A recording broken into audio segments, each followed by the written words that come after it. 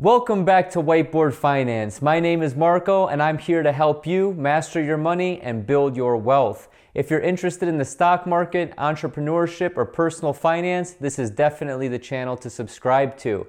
Thank you so much for joining me. Today we're talking about an indicator that doesn't get talked about a lot, but it has precluded the last 9 downturns or recessions. So let's get right into it. Today we're talking about the inverted yield curve. If you follow the markets, you probably know that the yield curve has partially inverted last week at the time of this recording. You probably also know that this is a fairly big deal because almost every respectable financial reporter in the country has been reporting about this. It may be less obvious why, however, so let's dig a little bit deeper into that. The reason this is a big deal is because it precludes a recession, and I think that's what's going to happen in 2019 based on this information, so watch until the end of this video, you guys. So what is the yield curve? If you're not familiar, the yield curve compares the return on different bonds of equal credit quality over time. So it charts essentially identical bonds against their different maturity dates to report the return on investment in the short term versus the mid or long term. For example, if a 2-year AAA bond paid 1% and a 5-year AAA bond paid 1.5%, they would present a yield curve of 0.5. The curve compares equal credit quality because when the bonds are identical, the only thing that varies is their returns over time. So you can build a yield curve out of any set of bonds, but the most common benchmark is the graph comparing yields on 3-month, 2-year, 5-year, 10-year, and 30-year U.S. Treasuries. This is because the U.S. Treasury debt is a critical indicator. Banks use it as a universal measure of value, and it's the safest place to put your money because you're virtually assured a return on investment barring nuclear warfare or World War III. Treasury interest rates move inversely to investor confidence. When banks and investors feel good about the U.S. economy, yields go up. They feel confident putting their money into other sectors like mortgages and business loans, so treasuries have to pay higher interest to compete. But when confidence declines, investors are more likely to seek a safe place for their money. So treasury bonds provide a unique form of safety, so their yields ultimately go down. So what is a yield curve inversion? So now you must be asking, okay, I know what a yield curve is, I know why investors are so, careful to follow these treasury rates. What's the big deal about this inverting? So ordinarily, the yield curve follows a predictable course in which long-term bonds outperform short-term bonds.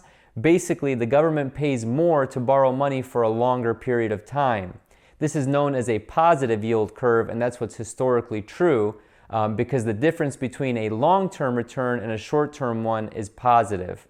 Now, from time to time, which we saw last week, short-term bonds will actually yield more than the long-term ones, so the curve becomes negative. This is what's known as an inverted yield curve. That's what happened last Monday at the time of this recording. Both 2-year bonds and 3-year bonds began paying more than 5-year bonds, so that's that inverse relationship. 10-year bonds are on their way there as well, which is what markets most closely focus on. It's periods when the 2-year Treasury yield exceeds the 10-year one. This means that demand for longer-term bonds now exceeds the demand for short-term instruments. Essentially, what this means is that investors have begun prioritizing long-term security over access to capital. They worry more about losing their money than they do about missing an opportunity in the market. This doesn't happen often. In fact, historically, it only happens in very specific situations, typically shortly before the start of a recession. The yield curve went negative in 2005 and 2006, 2000, 1988, and 1978, foreshadowing all of those recessions that I just mentioned. For this reason, economists consider the yield curve a reliable indicator for coming recessions. This doesn't necessarily mean that the markets will collapse right away. Usually, inversion precedes a recession by 1 or 2 years, so if historic patterns hold true, the economy will turn sometime in late 2019 or 2020. My gut feeling is that it's going to happen most likely in quarter 2 or 3 of 2019, but based on the historics, it could be a year or 2 from now.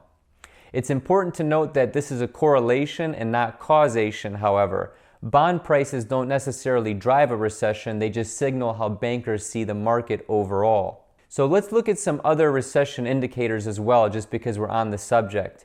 An inversion of the yield curve would ordinarily be enough to freak economists out all by itself. In this case, though, the yield curve joins a few other red flags. Recessions tend to hit every 8 to 10 years or so, and the last one that hit was in December of 2007. That's why this video is so important to pay attention to, because I really think 2019 is going to be the start of a bear market, or at least a correction of 10 to 15%. Stock prices have also created a lot of anxiety. As the Dow Jones Industrial Average has soared in recent years, many market watchers have warned of potential overvaluation. Basically, investors have gotten too enthusiastic and are paying more for the underlying assets than they're actually worth. So when that happens, the market eventually corrects. So let's take a look at some evidence that's been happening over the last few weeks. And if you follow me on my Sunday stock market recaps, you would know all of this. The stock market is on a 1,000+ point dive over the past few months, especially after some bigger losses earlier in the month and earlier this year. So last week, the dollar took a major hit against most major currencies around the world, and oil prices have also been tanking. So the cryptocurrency market as well, which I don't necessarily follow that close, but I have been reporting on it every Sunday, has collapsed 85% over the past 12 months. So ultimately, this wiped out about $630 billion in value. You can also see that layoff announcements have already begun, particularly in the auto industry, as we saw from GM laying off 15,000 workers across North America. So you can see that GM is kind of foreshadowing, if you will, they're forecasting lower expected sales and also lower spending on consumers. That's ultimately what happened in the 2007 crash. Auto sales were definitely down.